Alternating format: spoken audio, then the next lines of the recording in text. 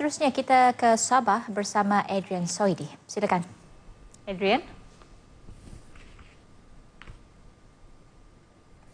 Terima kasih Fiona di Angkasa Puri. Salam sejahtera dan salam sehati sejiwa.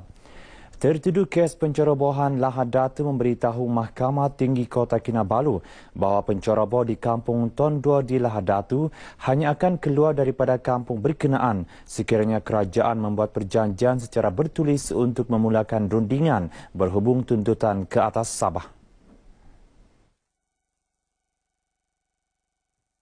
Tertuduh dalam kes itu, Datuk Amir Bahar Husin Kiram, 53 tahun berkata, perunding bagi kerajaan Malaysia Datuk Hamid Badur memberitahu Ketua Penceroboh Datuk Akbi Mudin Kiram bahawa rundingan mengenai tuntutan ke atas Sabah akan dibuat apabila Datuk Akbi Mudin dan tenteranya meninggalkan Kampung Tondua dan kembali ke Filipina. Datuk Amir Bahar berkata demikian ketika membela diri atas dua pertuduhan iaitu melancarkan perang terhadap Yang di-Pertuan Agong dan menjadi ahli kumpulan pengganas serta memilih untuk memberi keterangan di kandang saksi. Beliau menjawab pertanyaan peguam bela Majnah Abdillah. Datuk Amir Bahar bagaimanapun berkata selepas rundingan, Datuk Akbi Mudin yang merupakan bapa saudaranya memanggil beliau ke dalam bilik sebuah rumah di mana rundingan telah diadakan dan menasihati beliau supaya meyakinkan rakyatnya untuk menimbulkan masalah di Semporna. Datuk Amir Bahar berkata beliau tidak bersetuju dengan bapa saudaranya dan memutuskan tidak akan terlibat dalam apa-apa yang melibatkan pihak berkuasa Malaysia. Tindakannya itu katanya menimbulkan kemarahan bapa saudaranya dan menyebabkan hubungan mereka renggang disebabkan perbezaan cara dalam menuntut Sabah. Menurut Datuk Amir Bahar, bapanya Sultan Ismail Kiram memilih pendekatan aman manakala Datuk Akbi Mudin memilih cara agresif. Perbadanan Pembangunan Ekonomi Sabah SEDCO akan merangkau pelbagai program dan pendekatan dalam menangani cabaran termasuk ketidaktentuan ekonomi semasa ketika ini. Pengerusinya Datuk Sri Nasir Tun Sakaran berkata, SEDCO akan meneruskan program-program pembangunan yang telah disusun bagi membolehkan perancangan dilaksana mengikut jadual ditetapkan. Saya tidaklah katakan sejauh mana kerana kita masih baru awal di tahun 2016 ini. Tapi mudah-mudahan insya-Allah sampai ke pertengahan tahun ataupun di penghujung tahun baru kita nampak ini perkembangannya.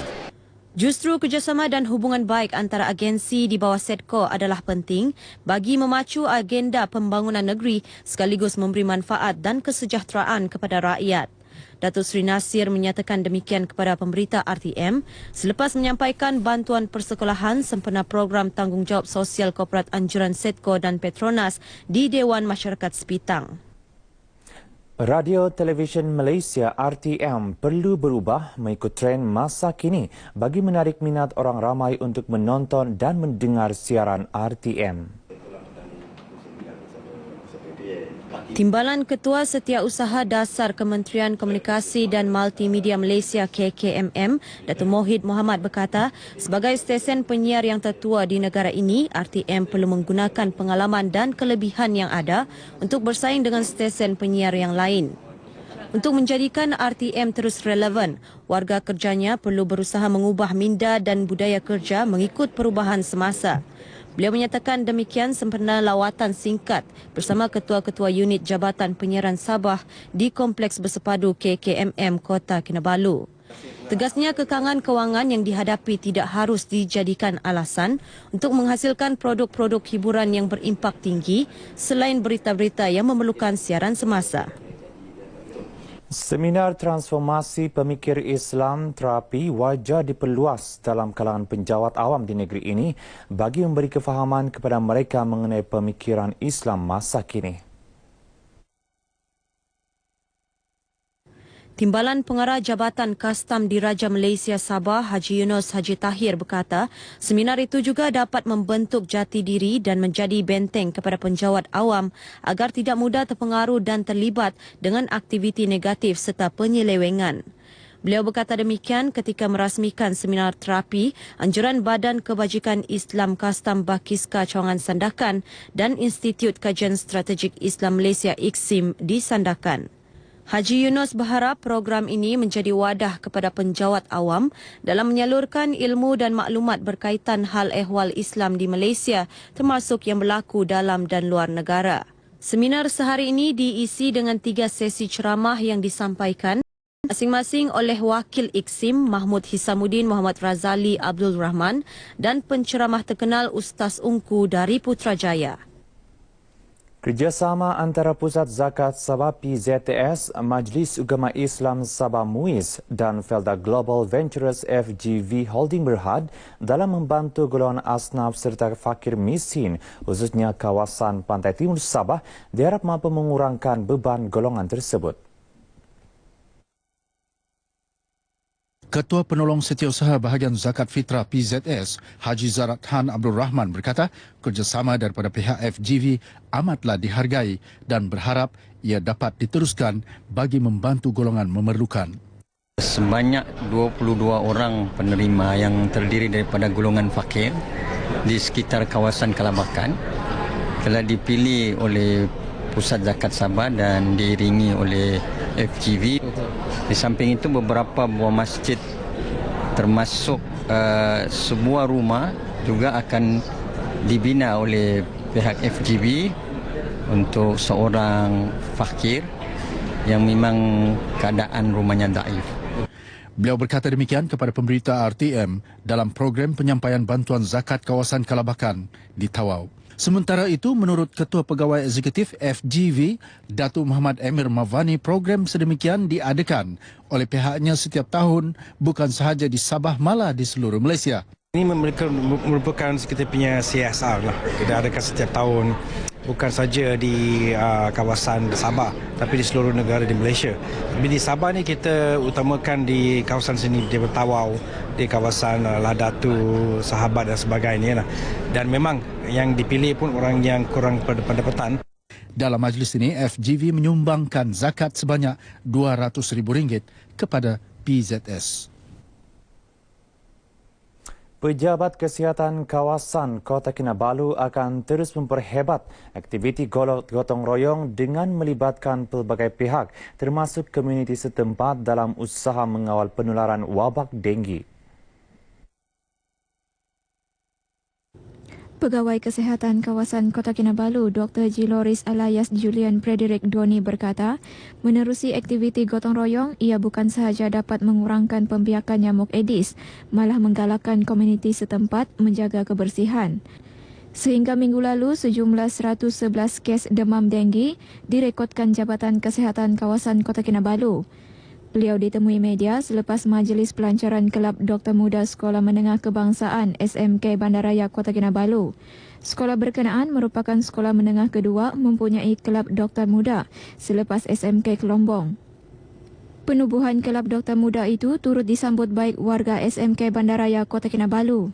Saya mengharapkan agar usaha Kementerian Kesihatan untuk terus membantu pihak sekolah lah, agar aktiviti-aktiviti yang dirancang dapat dijalankan dengan baik dan pelajar juga dapat mengikutinya dengan baik dan terancang lah. Bagi pendapat saya, kenapa saya menjoin dokter muda ini disebabkan dia boleh merawat orang lah.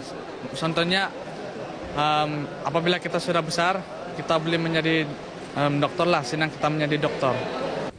Penubuhan Kelab Doktor Muda merupakan inisiatif Kementerian Kesihatan Malaysia menerusi Pejabat Kesihatan Kawasan Kota Kinabalu untuk mempromosi kawalan penyakit berjangkit atau tidak berjangkit, terutama di peringkat kawasan Kota Kinabalu terdapat 26 Kelab Doktor Muda melibatkan sekolah rendah dan sekolah menengah. Festival Barangan Terpakai atau Bandel yang diadakan di Sandakan pada 25 hingga 27 Februari lepas berjaya mencapai objektif untuk mengumpulkan peniaga dan peminat barangan terpakai di satu lokasi. Festival yang dianjurkan buat tahun kedua itu turut disenarai dalam kalender Festival Sandakan. Pelbagai barangan dijual sepanjang festival 3 hari itu seperti pakaian berjenama yang mencecah ribuan ringgit. Tinjauan RTM di festival ini mendapati kebanyakan pengumpul-pengumpul barangan bandel yang datang bukan sahaja dari kalangan peminat barangan bandel di negeri ini, malah ada yang datang dari semenanjung Malaysia serta luar negara, semata-mata mahu mencari barangan yang dianggap jarang dan terhad. Bagi Muhammad Sufi Cik Hassan, seorang pencari barangan jenama Nike, festival bandel ini amat meriah dan terbaik pernah dilawatinya.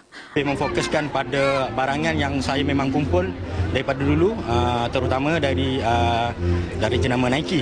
Tapi saya lebih kepada vintage Nike ataupun koleksi Nike yang lama, yang melewati umur tempoh 20 tahun macam tu. Dan sepanjang saya berada di sini, ada beberapa item lah yang saya dah jumpa. Menurutnya, golongan muda kini juga lebih teruja mencari barang bandel terutama yang dikeluarkan sekitar 20-an hingga 90-an. Beliau sendiri mengakui sejak berumur 13 tahun telah mencari barangan jenama Nike. Kini memiliki 5 pasang kasut jenama terbabit dan 3 daripadanya mencecah harga $5,000 Amerika sepasang dan koleksinya itu menjadi rujukan muzium serta kilang jenama berkenaan. Seorang lagi peminat dan pengumpul barangan bandel, Jamil Jamali atau lebih dikenali Jamali Wak dari Lumut Perak. Banyak barang di sini dan festival bandel ni pun yang terbaik lah di Sabah ni. Sudah 2 tahun betul-betul menjayakan festival bandel di sini. Barang sini memang banyak sekali. Barang yang lama, barang yang vintage, semua ada di sini. Sementara itu, pengerusi penganjur festival bandel ini, Rudi Alhamzulkifli berkata, pihaknya merancang untuk menganjurkan festival itu setiap tahun berikutan sambutan menggalakkan.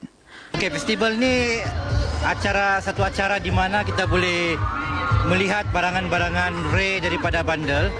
Kami adakan setiap setahun sekali. Alhamdulillah pada tahun ni kami telah termasuk dalam kalender Sandakan Fest untuk tahun 2016 ni. InsyaAllah tahun depan pun begitu juga. Kita akan buat festival yang ketiga di tempat yang sama, pada tarikh pun yang sama juga. Sebanyak 70 lot telah disediakan penganjur untuk peniaga bandel dari seluruh negeri, termasuk 35 peniaga dari semenanjung Malaysia serta dari Thailand dan Dubai. Seterusnya, kita ikuti beberapa acara yang berlaku di Sabah dalam diari hari ini.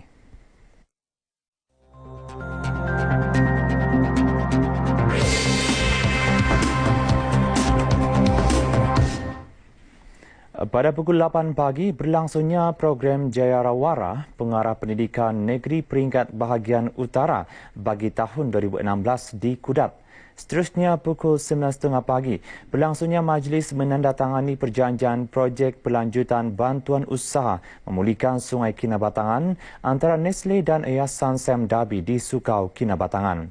Akhir sekali pada pukul 10 pagi, berlangsungnya program Jati Diri Gemilang Siswa Bersempena Carnival College Kakol UITM 2016 di Dewan Al-Bukhari UITM Cawangan, Sabah. Paparan itu mengakhiri bahan berita dari Sabah untuk N7 hari ini. Kembali kepada Fiona di Angkasa Puri. Silakan.